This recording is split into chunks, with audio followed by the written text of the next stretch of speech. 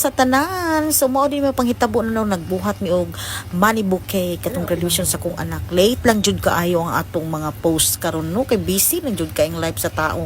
Kay back to reality na pud ta guys, nanarbaho na pud ta paron makakwarta. O di ba? So kami jud nagbuhat ana kay lain pud oy pabuhat na mo sa lain.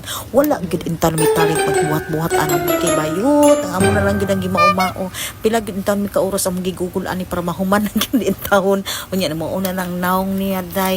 Wa na jud na mo natulog na kun akong manghod pag human ana. Wa pag inatarong no daghan pa kay migi pambutang pero abi gud nila no ang nagtanaw ani na nagpabuhat jud mi kami gid intawon no. Nagbaba intawon mi sa poblasyon sa Kaputian gabi na kaayo kani adto ang Migdabaw ani no. Kaning adlaw nya wala gud intawon mi nagkahuna-huna magpalit intawon og mga rapper no magbuhat like manibog di mao.